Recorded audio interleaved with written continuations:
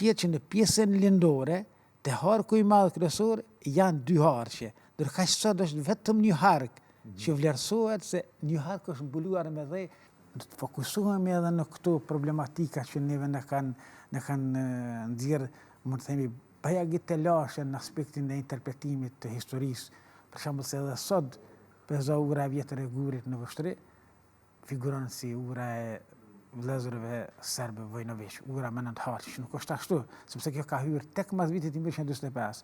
Dhe në vitin 2017 janë zbuluar 2 harqe në Vështri, të ura e Gurit në Vështri, dhe sot ura ka 11, ka rënë 11, ka realisht 12 harqe që ka pas sipas një skice që kemi dhe një fotografie që këtu e kemi, domethënë mund ta shohin kjo. Domethënë kjo është ajo ku këtu, sepse është fotografie fillim shekullit 20, një francez ka hyrë në Vështri, e ka fotografuar pjesën e Vështrisë nga pjesa lindore, është fotografia më e vjetër që posedon Vështria deri më sot.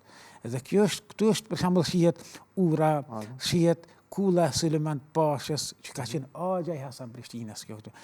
Këtu në ura shihet që në pjesën lindore të harku i madh kryesor janë 2 harqe, ndërkaq sot është vetëm një hark që vlerësohet se një hark është mbuluar me dhe, edhe ky hark kur zbulohet ura do të bëhet me 12 harqe dhe bie mendimi teoria serbe si se ura e vëllezërve serbë Vojnović me 9 harqe. Edhe në listën serbe që e bisedum më herët kur e shikova që kanë ata listën e monumenteve serbe, trashëgimisë serbe, nga 1261 monumente sa i kishin ata në kuadër të asaj liste janë edhe 386 monumente fatkeqësisht Kosovës që ata i konsiderojnë si trashëgimi i tyre.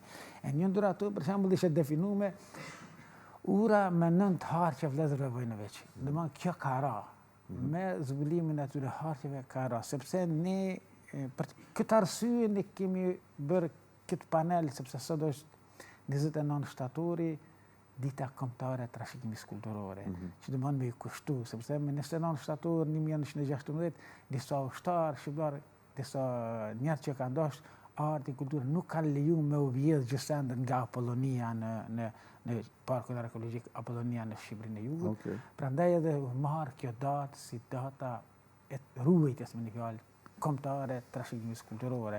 Prandaj ka filluar të festohet ose të shënohet me aktivitete ndryshme për shkak të ngjarje prej vitit 2002-2003 dhe ne në Vështri duke ditur që kemi monumente, kemi një histori domethënë të lavdishme, histori me monumente të ndryshme kulturore historike ndër më të vjetrit, ndoshta s'mund të themi që është më i vjetri sepse ne kemi edhe Pen apo Separantumin, kemi edhe Therandën, kemi edhe Damastionin, kjo është edhe Nova Brda si qytete.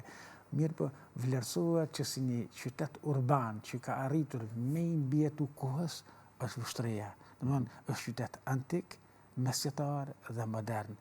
Për shembull Ljubljana ka qenë qytet i madh, por sot s'ka mundur të mbjetoj. Është vetëm një park arkeologjik. Damascioni nuk e dimi sakt ku ka qenë, ka mendime ndryshme. O ka qenë në Nova Brda apo Artana, si po themi sot, o ka qenë në malet të Shalës së Bajgorës, nuk dihet sakt ku ka qenë. Edhe për Therandën mes Suarekës dhe Prizrenit. Separantum ka qenë Peja, domethënë vlerësohet sepse Dardania ka qenë Kosova është një pjesë e vogël e Dardanisë. Pjesë e Dardanisë ka qenë edhe Najsusi apo Nishi, edhe Skupi apo Shkupi. Prandaj vlerësohet se qyteti i Vështrisë bile gjatë shekujve 15-18 në kohën e Perandorisë Osmane ka qenë një ndër qytetet më të mëdha në rrafshin e Kosovës. Se jo gjithë secili qytet ka mundur ta ketë privilegjin me qenë qendër e një sanxhaku.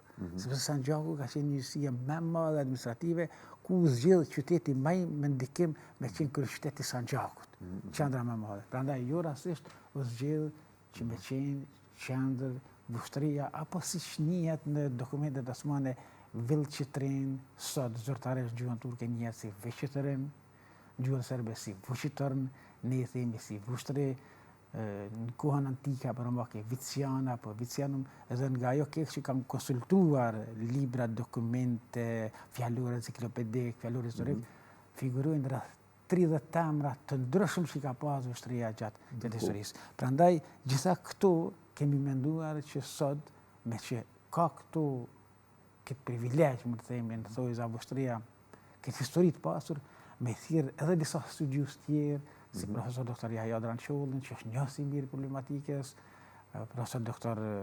Selim Dacin, që do të diskutoj për falsifikimet e historiografisë serbe në raport me Kosovën, akademik Muhammed Malen, pastaj këtë do të diskutoj sidomos për çështjet e monumenteve gjatë periudhës osmane, për profesor Dr. Gazmet Riza, që do të flas shumë për rolin e muzeve që kanë në edukimin, vetëdijsimin e fëmijëve dhe të rinjve, që kanë artefaktet arkeologjike, artefaktet historike,